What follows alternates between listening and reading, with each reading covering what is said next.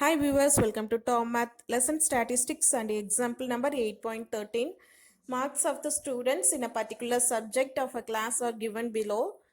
Find its standard deviation. டேபிளில் பார்த்தீங்கன்னா ஒவ்வொரு ரேஞ்ச் மார்க்லேயும் வந்துட்டு எவ்வளோ ஸ்டூடெண்ட்ஸ் ஸ்கோர் பண்ணியிருக்காங்கன்னு கொடுத்துருக்காங்க. இப்போ 0 to 10 அந்த ரேஞ்சில் 8 students, 10 to 20ல் 12 students, 20 to 30ல் 17 students, இது மாதிரி வந்துட்டு 60 to 70 வரைக்கும் கொடுத்துருக்காங்க. அஷ்யூம்டு மீன் மெத்தட் யூஸ் பண்ணலாம். பாருங்க, மார்க்ஸ் ரேஞ்ச் வந்து 10 தான் இன்க்ரீஸ் ஆகிறனால காமன் டிவைஸாக 10 எடுத்துக்கலாம். டேபிள் பார்க்கலாமா?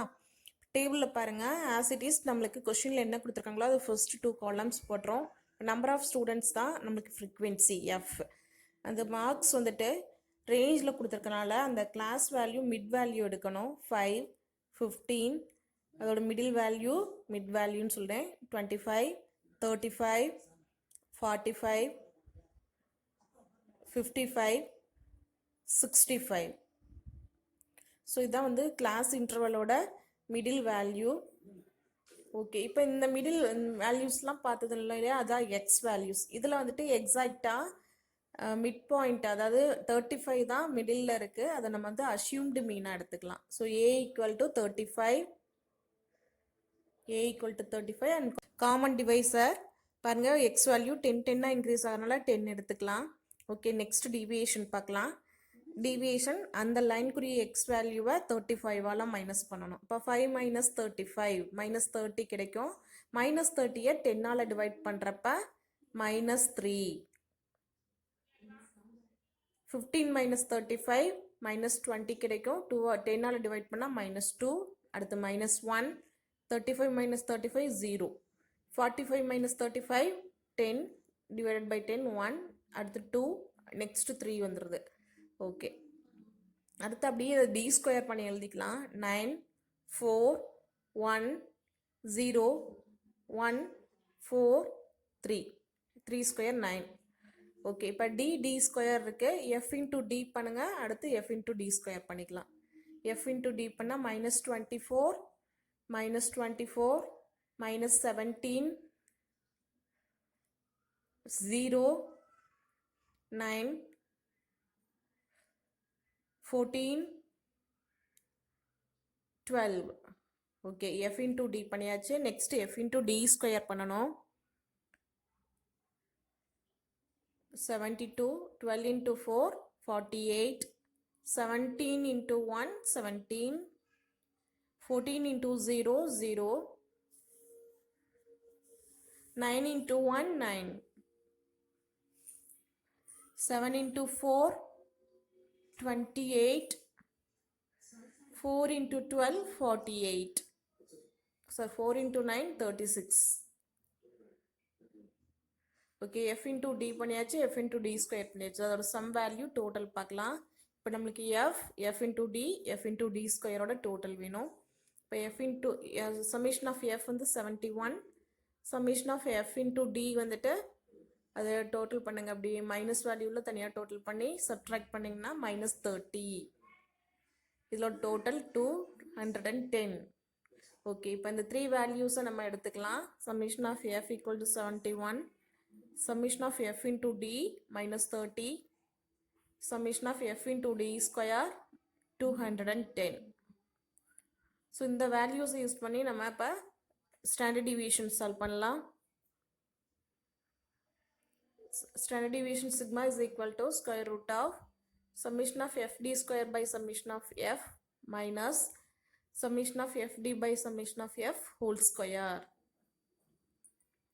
இந்த ஃபார்முலாவில் இப்போ இந்த வேல்யூஸில் சப்ஸ்டியூட் பண்ணுங்க.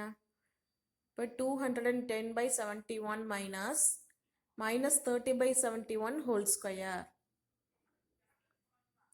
ஓகே, இப்போ வந்துட்டு ஹோல் ஸ்கொயர் இருக்குது செகண்ட் டேர்மில். அது தனித்தனியாக பிரித்து எழுதிக்கலாம். 210 by 71 மைனஸ் ஸ்கொயர் பண்ணால் ப்ளஸ் ஆகிடும். ஓகே, இப்போ 30 ஸ்கொயர் 900 by 71 into 71. பாருங்க, இப்போ எல்சிஎம் எடுக்கணும் இந்த ஸ்டெப்பில். இப்போது இங்கே 171 தான் இருக்குது, இங்கே 2 டைம்ஸ் இருக்கனால ஃபஸ்ட்டு டேர்மில் 71ஆல் மல்டிப்ளை பண்ணி டிவைட் பண்ணிக்கிறேன். மல்டிப்ளை பண்ணி டிவைட் பண்ணுறேன். ஓகே, மைனஸ் செகண்ட் டேர்ம் அப்படியே தான் இருக்கும். -900 by 71 into 71. 5041. 71 into 71, 5041. Okay.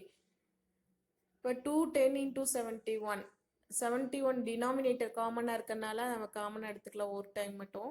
இப்போ 210 into 71 மல்டிப்ளை பண்ணால் 210 into 71 பண்ணால் என்ன வரும்? 14,910 minus 900. ஓகே, சப்ட்ராக்ட் பண்ணால் 14,010 by 5041. ஓகே, இப்போ பாருங்கள் டேபிளில் பாருங்கள்.